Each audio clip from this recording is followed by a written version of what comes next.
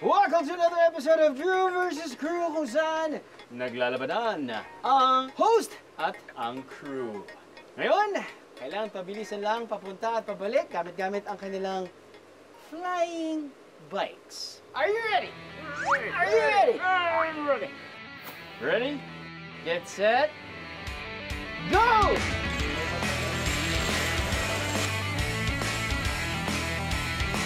Nagulat ba kayo? Kami rin eh. Nasa Bataan tayo, Biheros. At may nadiskubre kaming ilang lugar na talaga naman pwede kay nanay-tatay. Ate at kuya, pwede sa buong pamilya. Para sa may hilig sa adventure. Para sa nature lovers. Paikot lang po, paikot. Isang tol. Kuha pa tayong 3 tol. Siyempre, para sa mahihilig kumain. Wala na pulso. Pero bago natin puntahan ang lahat ng yan, alamin muna natin kung sino ang nanalo sa Drew vs. Crew. Round 2! Start to 3, 2, 1,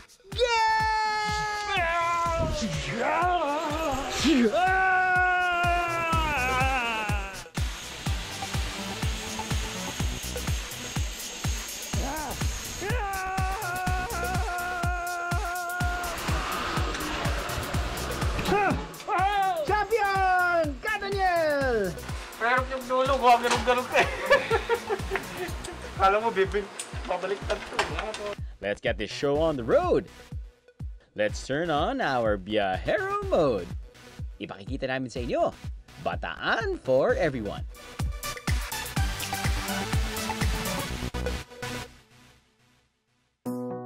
Kung tatahakin ng Tala Road sa Orani, Bataan, madaling puntahan ang ilang pasyalan dito. Dahil mataas ang elevation, maraming lugar dito na magandang pahingahan. May ilang nakatago sa likod ng mga bundok at kailangan suungin muna ang malubak na kalsada bago marating, tulad ng Tala View Deck,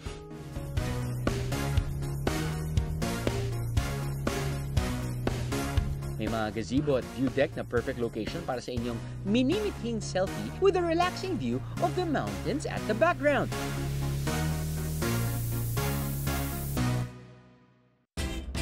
Matapos mag-relax, buhayin muli ang dugo.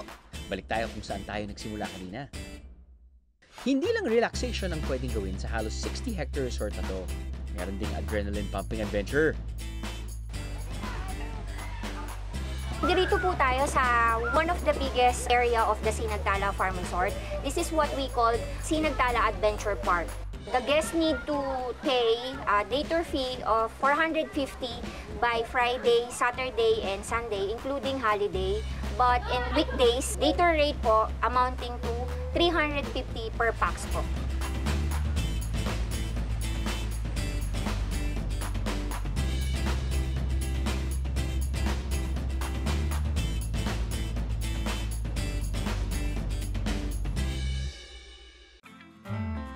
Merong adventure bridge para sa mga nag-uumpisa palang subukan ng mga ganitong biyahe. Mahigit 100 metro ang haba at may taas na 450 meters above sea level. Para kang tumatawid sa pagitan ng dalawang building na may 140 floors. Kung mas malakas ang loob, pwede nang sumabak sa dalawang rides na ito. Ang giant swing na mas mataas pa sa adventure bridge. At ang zipline. Kung ang Manila may Titas of Manila, dapat ang Bataan may Titas of Pampanga. Ito po yung mga... Kita nyo naman yung mga yan. Kasama po natin ngayon ay ang tiga Pampanga din. So, sasakay sila sa isang zipline. It's 500 meters. At makakatungtong sila sa dulo in probably 40 to 45 seconds. Are you guys ready? Are you ready? Yes, ready. Sabi niya yes, sabi niya yes. I guess that's a yes. In Kapampangan, yes. 3, 2, 1!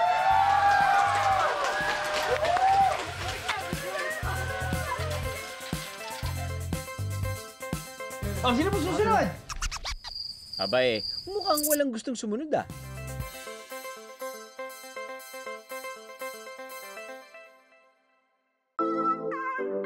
Para sa mga titos and titas na hindi masyadong gusto ang pagkabog ng dibdib sa taas at bilis ng adventure rides, naghanap kami ng pampakalma para sa inyo. Dahil sa taas ng bundok at sa lamig ng klima, baka mas gusto nyo ang pampainit ng sikmura. So it kind of took us mga, I think 15 to 20 minutes from the main road papunta dito sa, well, feeling ko off-road na to dahil nga hindi na konkreto, no? We were quite unsure kung tama ba yung dinadaanan namin. Buti na lang may mga signs ng Tsokolate Batirol ni Nanay Dory. Lo and behold, well, hindi naman ako naglakad, no? Talagang nagparada kami dito. Doon lang ako nag-intro. Pero anyway, adating na tayo dito. Anyway, tikman na natin yung tsokolate ni Nanay Dory. Because that's how she butter rolls. Ako ay tubong Batangas. Nakabili ng lupa yung tatay ko dito sa Tala. Kaya yung dito kami nakapanirahan. Yung lugar namin, nagsimula magtatatlong taon na. Kasi yung may taniman kami ng kakao. Ngayon nabibili lang sa murang halaga yung buto. Ngayon naisip namin magtayo ng baterol na to para mahal naman yung tinanim namin. Pagka namimitas kami, pinapatuyo ang buto, pagkayari isinasangag, ginigiling noong pamangkin ko. Kaya yun ang ginagawang tsokolate baterol. Namin may suman din. Hello. Parang ang dami naman yata yan para sa isang tao at isang katutok na crew. Oh, okay. Cheers, guys. Ay, mainit! So, okay, I'm guessing they serve it like this. Mainit-init pa siya. Now, hindi ko alam kung... Ayun, meron, may tasa. Kinabahan ako. Kasi, mainit na nga eh, pero sigurado mas mainit sa labi yan. So, Haluin mo na. haluin ko lang po. O, yan. Halo. Okay. Yun na yun. Apo, yun na po yun. Simple lang naman po yun. Tapos okay na po siya. Okay na po siya. Okay. Natutuwa kasi yung mga customer namin na may baterol na ginagamit sila. Kaya lang napakamahal ng lalagyan na iyan. Pero kahit na gano'n, natutuwa naman yung customer. Yung bula ang kinukuha, ang inaano nila. Doon sila natutuwa sa bula ng baterol. Pag ginanito nila, yung bula talagang umaapaw sa lalagyan. Sasarapan daw sila. Suman. Tsokolate batirol. Ay, okay. Sauce.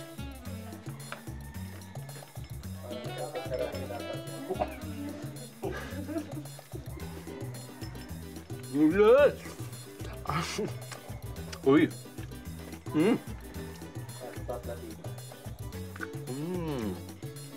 Mainit yung pampatamis sila.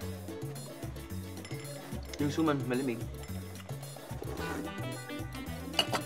Siyempre yung tsokolate batirol ay mainit din. So may lamig, may init din dito, init din katawan ko ngayon. Tingnan sa platito. Putol pa ah.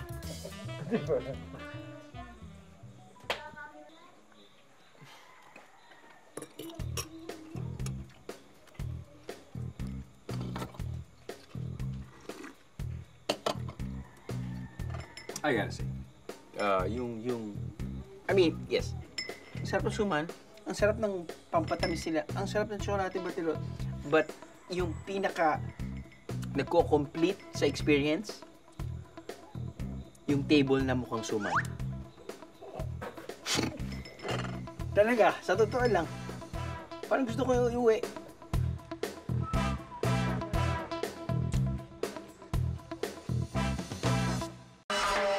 Pero kung mas mabigat na pagkain ang hanap ng mga ate at kuya natin, along the highway ay nadaraanan kayo, kung minsan, mas una niyo pa silang marinig kaysa makikita.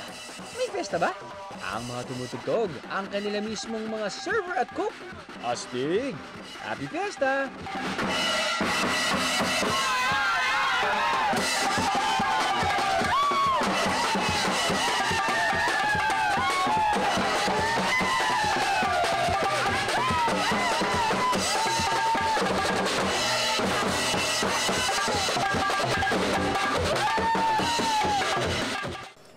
sa mga paborito kong dish sa totoo lang, ang gising-gising. Bicolano dish. Uy, may sipa. May sipa. I love it. Tingnan natin ito.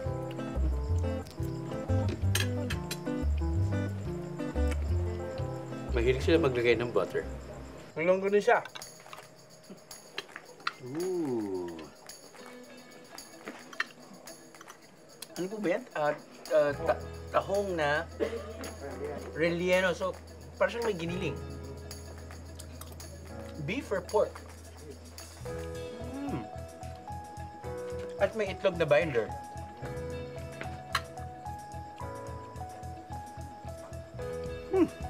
Ding, ding, ding.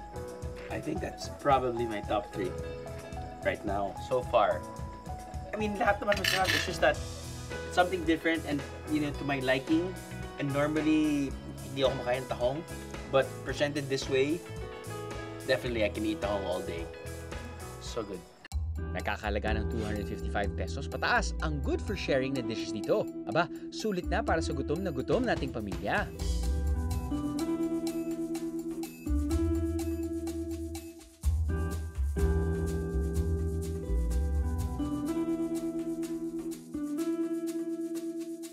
Kung pangarap niyong bumiyahe papuntang France, Rome, Greece, Bali o Amerika, pero kulang ang budget nyo, dito sa Abukay, Bataan, abot kamay ang mga destinasyon kayan. Sa resort na ito, pinagsama-sama ang dream destinations na pwede nyong marentahan sa kanilang mga villa. Actually, hindi naman namin ito talagang pinlano na magtayo na resort na to. Actually started nung bago mag-pandemic, mga 2 months before. Nag-request yung apo ko na magtayo kami ng parang tree house. So then, nung meron ng tree house, nag-request siya na tayo ako ng swimming pool kasi nasa construction business ako may mga gamit ako, so ginawa ko yung apo ko. Ngayon, nung kasalukuyang ginagawa namin, nag-declare na yung sa pandemic noon, talagang nag-quarantine na. Wala kaming trabaho, yung mga tao ko walang trabaho. Nagtuloy-tuloy na kami ng gawa. Hanggang sa nung magawa yung swimming pool na isa, marami nagkagusto, inupahan, so nagka-idea ang misis ko, sabi niya, magtayo pa tayo, total wala naman trabaho yung mga tao. So pinaupahan namin, then yung team ng bawat villa, yan naman yung nakuha ni misis, kasi si misis mahilig mag-ayos siya ng bahay. Siguro naging inspirasyon niya kasi bago noon, madalas kami nagbibiyahe, katulad ng sa Santorini, Moroccan, saka itong Bali, napuntahan na namin yan, yung mga lugar na yan, yan ang maging inspirasyon niya. Mula 4,000 pesos, maaari ng upahan ang kanilang 1-bedroom hotel suite overnight. Para sa malaking pamilya naman, maaring rentahan ng isang buong villa mula 15 hanggang 20,000 pesos. An around-the-world experience na matatagpuan lamang sa isang lugar. Panalo! Kung hindi pa rin afford ang budget, let your appetite do the traveling para mas abot kaya. Dito sa restaurant na ito, inspired naman daw mula sa iba't ibang lugar na nabisita nila ang kanilang inihahain. Pero ang presyo, swak sa bulsa. Mula 99 pesos, busog ka na sa kanilang rice meals. At kung may extra budget pa, subukan ang kanilang bestsellers na hindi tataas ng 200 pesos. May barbecue ribs o roast beef belly na kayo. Siguraduhin gutom kayo at ang inyong tropa para masulit ang pagdayo nyo rito. Kung natakam kayo sa karne, dito sa restaurant na ito, hindi kayo mabibitin. Mula 200 pesos ay may solo meal na, pero kung ang specialty steaks ang inyong hanap, talaga naman daw pandayo. Katunayan, nakabibenta sila ng 25 to 30 kilos ng steak kapag peak season at mga special na okasyon. For the specialty, we have steaks, mga lamb steaks, mga Australian steaks. Pero for the best seller ho, ang ano namin is Hermano Signature. That's the ribs, beef ribs, na may mga special sauce, sweet sauce. Price range yun namin we have from 200 to 500. Pero meron naman ho kami mga family platter, mga group serving. Nagkakalagaw siya ng mga 2,000 to 3,000. Busog na ho yun. Good for 6 to 8.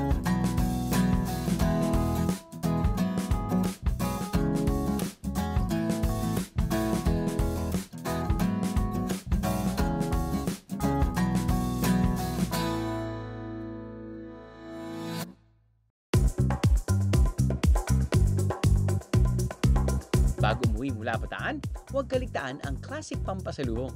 Sweets, souvenirs, try walis tambo, o kung tawagin dito sa barangay Mabatang ay Palis Lasa. Si Aling Melba at ang kanyang asawa naman na raw ang paggawa ng walis tambo mula sa kanilang mga magulang na siya namang ipinambubuhay nila sa kanilang mga anak.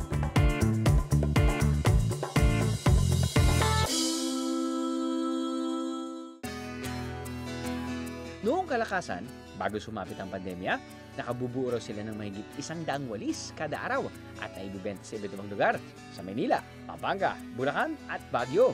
Medyo humina ang bentahan ngayong pandemya, pero patuloy pa rin sila sa paggawa at umaasang babangon muli ang kanilang kabuhayan. Siyempre, sa tulong niyo, Bieros. Sa iba't ibang bahagi ng Bataan, hindi pwedeng mawala ng paglilibangan ang plantitos and plantitas. Tulad na lang ng leisure farm na ito sa Abukay, Bataan na napalilibutan ng iba't ibang punong kahoy. Sa iyong pagbisita, siguradong may mapipitas ka na bunga lalo na kapag summer. Kuya, mukhang madaming bunga natin ngayon mga ano ba yan? Ilang times a year po ba yung harvesting season ng dragon fruit? Isa po nagtuto 2 season po. 2 seasons? Okay. Parang June, July, tapos December po. So mga 6 months po yung pagitan? Opo. Okay.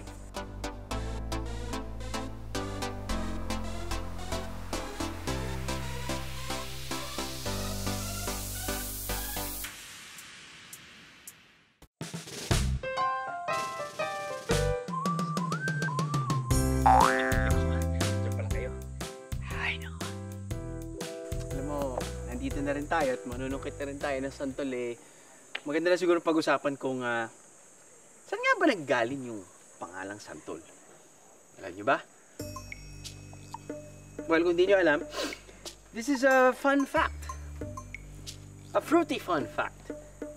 Actually, nagsimula yan sa dalawang magkapatid. Sa gubat sila at syempre, kapag nasa gubat ka, hindi mo naman alam lahat, no? Sinabi ng isang kapatid, Tol, ano po ba yung tawag sa prutas na yan? Sabi ng isang kapatid, Santol. Santol. Sabi ng isang kapatid, Santol. Santol.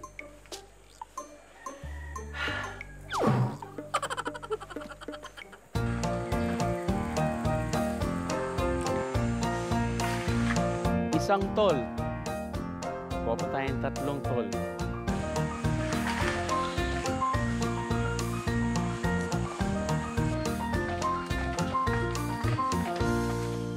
Bero! Dito na! Dito! Ayos! Ito lang. Mautak tayo. Yes!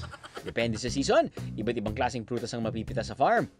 Ang ilan dito, pwedeng ipagawa ng shake. Tulad ng, ano pa? Di santol shake.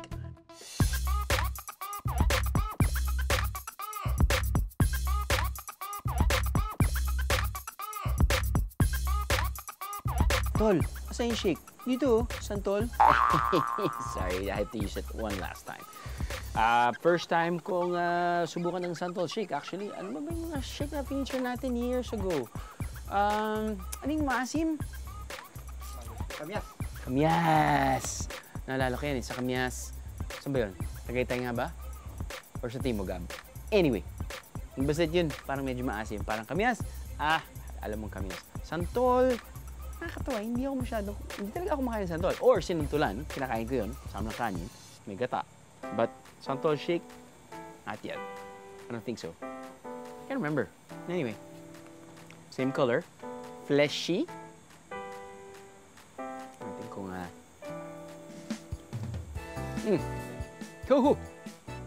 Oo nga. Santol nga.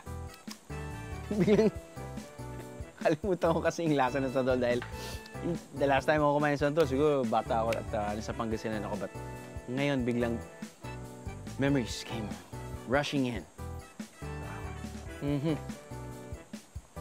Parang ngayon, biglang naisip ko, summer or santol is summer. Summer is santol.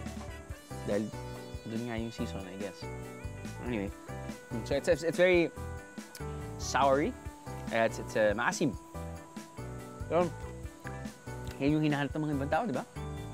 Gusto nila ng asim. At kung gusto nyo yung maasim, sigurado, ma-appreciate ito.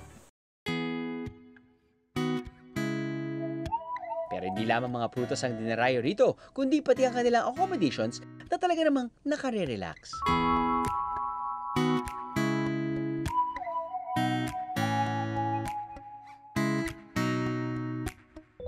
Sa umaga, sariwang hangin at magandang tanawin ang gigising sa inyo habang naririnig ang daloy ng tubig sa ilog.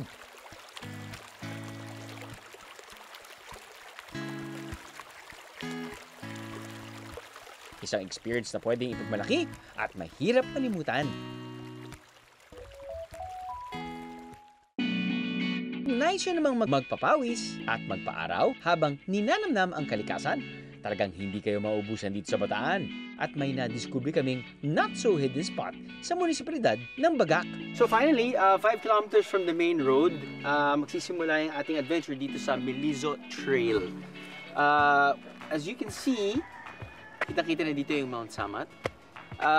Milizo Trail, but it's still concrete. Well, after a few hundred meters, I think it's gonna be medyo off-road na. I'm not sure kung anong klaseng terrain, but people come here to bring out their, MTBs. I think people here bring out their motorcycles and have fun. This is a private area, but looks like the owner is just like willing to, open it for tourists.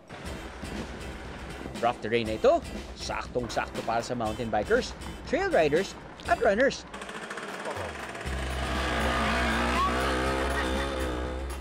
Sayang, hindi ko dalang bisikleta ko. Alam mo, mula pa lang sa concrete road, which is like, 5 kilometers from the main road, and then nagko-convert na into medyo off-road. Gets ko kung bakit puntahan tayo ng mga mountain bikers di ba? Puti kang po ang bike, parang mas daw Mas mas mapipil fulfilling. mong mountain biker. Yan. This is like 3 kilometers maybe, wala pa yata from the concrete road. But usually, ano ba to? Is it like Yun, loop? Opo. Loop ba? Opo. Ikot siya parang from Orion, Okay. tapos dadaan ng Milizo Trail, Okay. palabas na ng Duhat. So tatlong bayan yung niya, tatlong bayan yung dadaanan niya, ganun kalayo. So hindi lang mga mountain bikers. Off-roader. Off-roaders, motor, trail runners. I'm guessing. Pwede rin, Pwede rin naman. 4x4s. Ilang minuto pang masaya at nakahihingal na pagpedal at pag-akyat, mararating na ang isang vantage point kung saan makikita ang lawak ng Manila Bay. So I've always wondered, pagbiyahe kami papuntang Bataan, Subic area, we always see the mountainous part of Zambales and Bataan, and I think it's our first time to actually, experience being in between mountains. So here to my right is Mount Samat, kitang-kita naman yung cross. Here to my left is Mount Mariveles, and if you can see, I'm not sure if you can see the sea, but dulo niyan, yun yung Rojas Boulevard.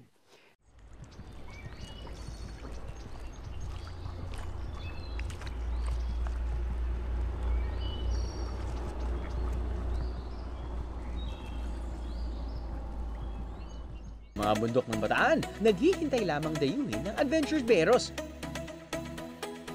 Katulad na lamang itong kabog-kabog view deck na tinugurian nilang New Zealand of Bataan. Maganda po yung view, tapos tahimik din po, tsaka mahangin po.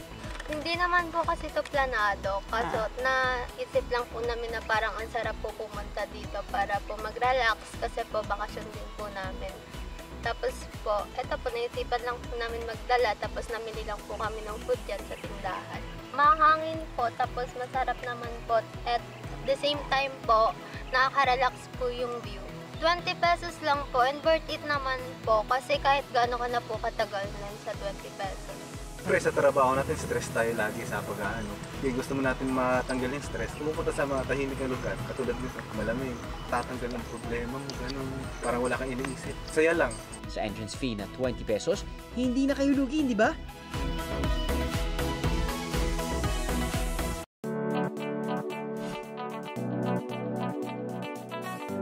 Pero Pero kung hindi kayo kontento na pagmasdan lamang ang biyaya at kagandahan ng kalikasan, subukan niyong mag-swimming dito. Saktong-sakto naman ito para sa ating mga chikiting na init at gustong magtampisaw sa tubig. Bonus pa na ang tubig sa swimming pool na ito ay mula sa natural spring. Fresh water po lahat yan. Okay, entrance namin ay around 60 pesos lang po. Senior citizen, mga bata below 4 feet ay 50 pesos. Overnight rate natin po ay 120 per head. Rooms lang po yung available natin sa ngayon for overnight. 2,000 per room po. Ang natural spring water pool, bukod sa masarap paliguan, nakatutulong rin daw sa training ng mga atletang swimmers ng Bataan. Actually, mas mabuti sa amin yung natural water. Although mabigat siyang langoyan, malaking impact sa mga atleta namin yan. Kasi kapag chlorinated na ang tubig, pinaglulunsaran ng competition, magaan langoyan yan. Kaya pag dito sila lumakas, pagdating namin sa may chlorine, napakabibilis na ng bata namin yan.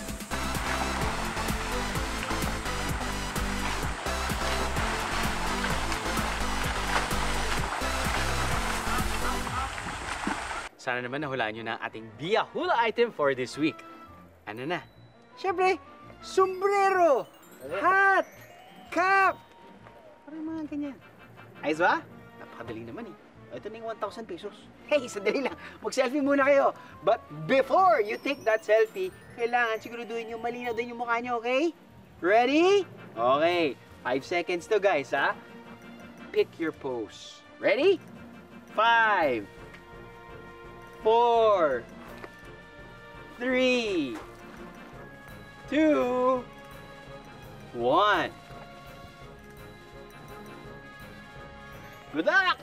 Oh, importante nga pala, kailangan nyong ipadala yung na-picture nyo or yung selfie nyo dito sa website na ito. Huwag nyong ipapadala sa mga social media sites ng biyahe ni Drew. I mean, valid naman yung social media sites namin. It's just that pag pinadala nyo doon, sa Instagram, TikTok, or whatever, hindi namin gagawing valid yung entry nyo. Okay? Ayos. Uy, baka ikaw na ang manalo ng 1,000 pesos. This week, next week, hindi natin alam. Dito lang yan sa Bia Hula. Wing! We saved the most indulgent for last, biheros. Bubusugin namin kayong muli bago tayo maghiwa-hiwalay. Pero ihanda ang inyong maintenance meds, lalo na para sa ating minamahal na seniors. Presenting ang makatululaway at makaputok-batok na offerings ng restaurant na ito sa Bataan. Tinawag mo pa naman yung mga pagkain mo, ER, heat stroke, CPR, mild stroke. May siguradong putok-puso yung mga pagkain ino-offer nila dito sa, I think this is a Paris, Joram's? Joram's Paris House. Originally, nag-start sila sa Paris. Biglang nag-evolve. Nagkaroon sila ng lechon kawali. Tapos nun, crispy pata. Tapos nun, bone marrow. At yung bone marrow biglang naging mukhang special. Not special, but naging staple. Piece of the menu which is mixed with the entree. So, man, I'm telling you, dapat meron silang hospital na malapit with the dishes that they're serving. Hopefully, gutom ang aking mga kasamahan dahil kung inubos ko itong lahat, hindi na ako makakauwi sa aking pamilya. Boys, are you ready?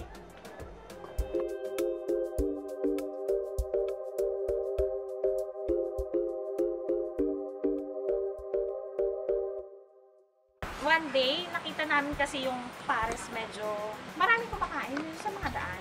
Naisipan namin na magluto ng Paris para ulamin. Tapos diba ngayon tayo pag nagluluto tayo, pinipicturean natin. Pinopost natin sa social media, sa My Day. Ngayon isipan ko My Day siya. Last year. Ang eksperimento nilang Pares pumatok sa masa. Kaya mula sa kanilang bahay ay nagbukas na sila ng sarili nilang restaurant. At ang simpleng Pares, pinaresan pa ng iba't ibang sahog na talaga namang nakakagigil. Yung Pares namin, nilagyan namin ng iba't ibang klase. Iba't ibang, may mga overload, may mga pangalan na ICU, stroke, heart attack. Yung ICU po namin, ano siya, beef pares mami na may lechong kawali, chicharong bulaklak at bone marrow. Sa isang araw po, nakakabenta kami na 15 to 20 kilos na beef pares. Kain na guys!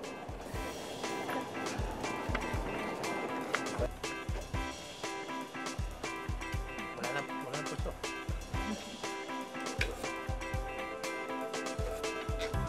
Usually naman, when we treat ourselves, either, you know, indulging in dessert, or sabihin na natin, you know, sinasabi nilang utak, or sinasabi nila sisig, or lechon kawali.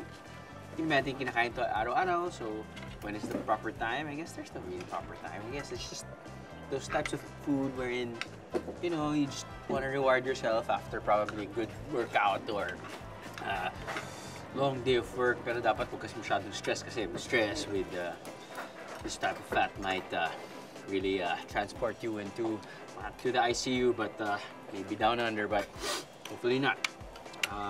But yeah, I guess we can indulge from time to time. Ako, pag mag-indulge ako sa ice cream, I'm not gonna take vegan ice cream. I'm gonna eat the real ice cream. Or am I gonna eat fake meat? Hindi na. Crispy pata na to. Minsan-minsan lang naman. Bataan is for everyone. Everyone is welcome sa Bataan. Mula adventurous to laid back, from simple to indulgent. Mula tipid hanggang sky's the limit. Talaga namang bawat miyembro ng pamilya ay makakahanap dito ng mga bagay to keep their biyahero heart happy.